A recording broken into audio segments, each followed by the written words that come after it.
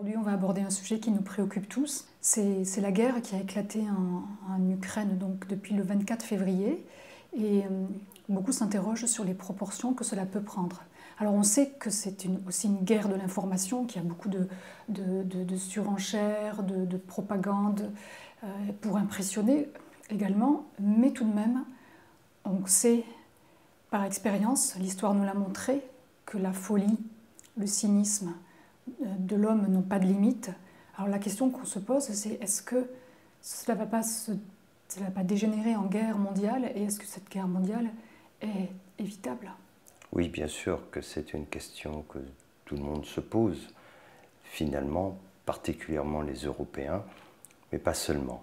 En fait, on ne se pose pas la bonne question, car, de mon point de vue, la question n'est pas de savoir si cette guerre est inévitable, mais plutôt, est-ce qu'il est possible de l'arrêter?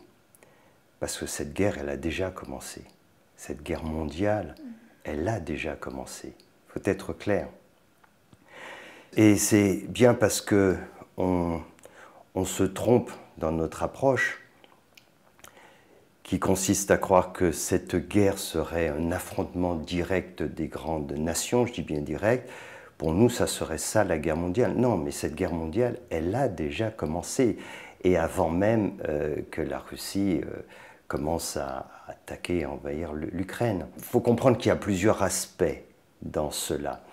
D'abord, si on parle de guerre, on parle d'États qui s'affrontent. Et les États s'affrontent depuis longtemps.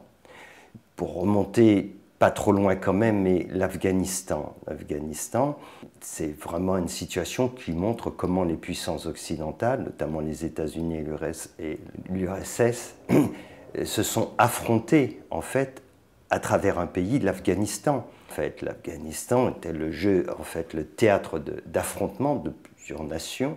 C'est pas du tout pour prendre un parti là-dessus, c'est pour comprendre que cette guerre, en fait, elle a commencé il y a bien avant cela, à travers des pays qui sont venus je dirais, faire tampon, mais qui sont en fait utilisés pour s'affronter. Ce que tu veux dire, en fait, c'est que la guerre, elle est déjà là, l'affrontement est permanent, et la guerre n'est que finalement une expression par les armes et la violence d'un affrontement qui est toujours là. Oui, mais pas seulement ça, parce qu'aujourd'hui, la guerre, ce n'est pas que l'affrontement par les armes. On est rentré depuis déjà plusieurs années dans la cyberguerre.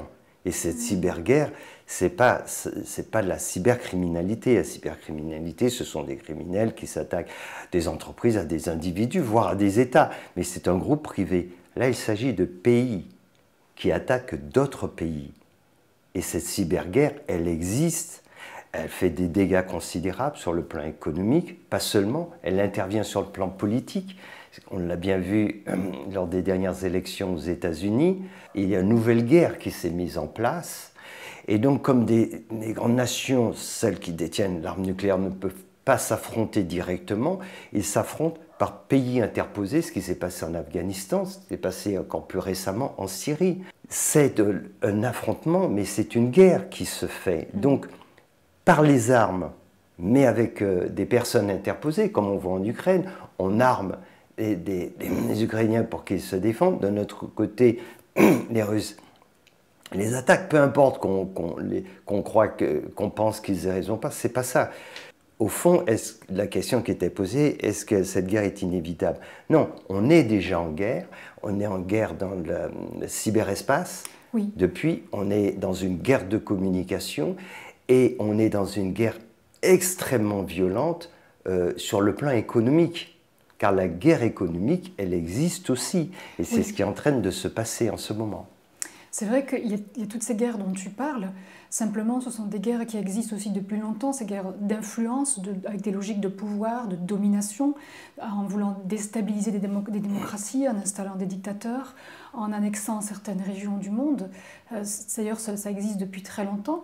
Maintenant, le basculement à une guerre qui va se traduire physiquement par l'emploi d'armes et d'armes de plus en plus dangereuses, on le sait aujourd'hui, c'est ça aussi l'inquiétude, c'est que ça finisse par détruire non seulement oui. des pays, mais aussi l'humanité. Je comprends, mais c'est justement parce que je crois qu'on s'est trompé au départ.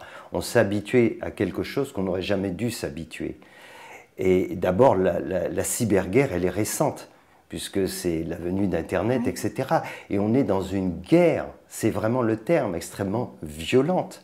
Et aussi, comme je disais, par cet affrontement qu'on s'affronte à travers des pays, cela a pris de plus en plus d'importance.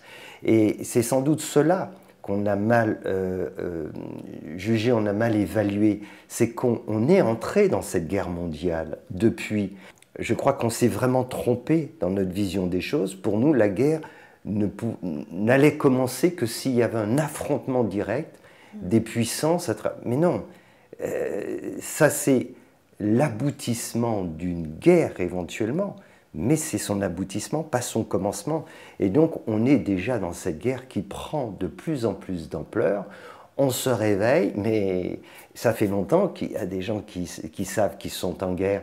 Les dirigeants de différents pays, ils savent qu'ils sont en guerre depuis longtemps. C'est des guerres, et puis il y a des gens tous les jours, depuis des années, qui vont au combat. Quand ils vont dans le cyberespace, pour eux, ils savent que c'est une guerre qui est menée dans le cyberespace. C'est une guerre aussi au niveau de la communication, car les enjeux sont extrêmement importants. On veut déstabiliser des pays pour aussi pouvoir justifier ensuite des attaques que l'on peut faire, etc. Donc, cette guerre, elle a déjà commencé, elle s'amplifie, et c'est peut-être par là qu'il faut commencer, par cette prise de conscience, et se dire justement qu'on est resté bien aveugle par rapport à ce qui se passait, parce qu'on ne se sentait pas directement menacé, parce qu'on a fermé les yeux.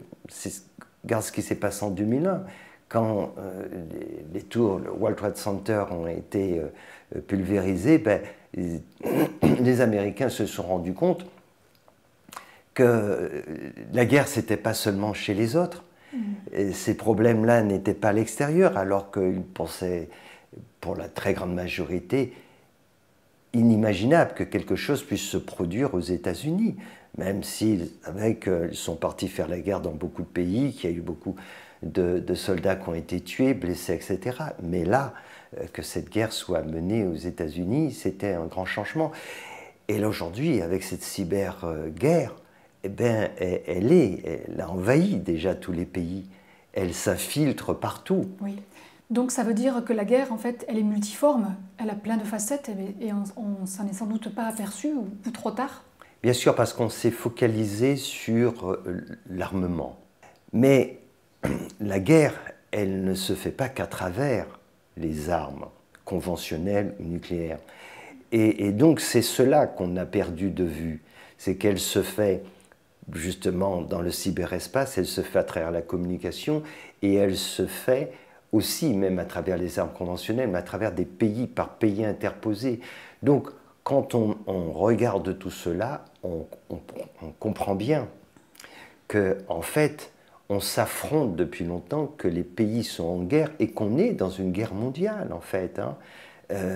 Parce qu'on voit bien comment les choses se dessinent, mais ce n'est pas que d'aujourd'hui. Elle touche le monde directement, elle impacte le monde. Donc, je crois que ça, c'était une grosse erreur qu'on a commise, de ne pas suffisamment comprendre que tout cela avait évolué. Ce n'est pas à l'époque voilà, de 14-18 où la guerre, c'était surtout un affrontement armé. Et là, c'est le cyberespace, c'est la guerre économique, et c'est cette guerre de propagande notamment. Et puis, comme on l'a vu, c'est beaucoup l'utilisation donc d'autres pays pour s'affronter de plus en plus durement, parce que l'arme nucléaire a changé aussi la façon de faire la guerre. Elle n'a pas stoppé, elle a modifié cette façon. Et donc c'est vraiment important de prendre conscience. Donc oui, de mon point de vue, cette guerre, elle est déjà bien entamée, et donc on ne peut pas dire qu'il est possible de l'éviter. On y est déjà, et de façon très conséquente.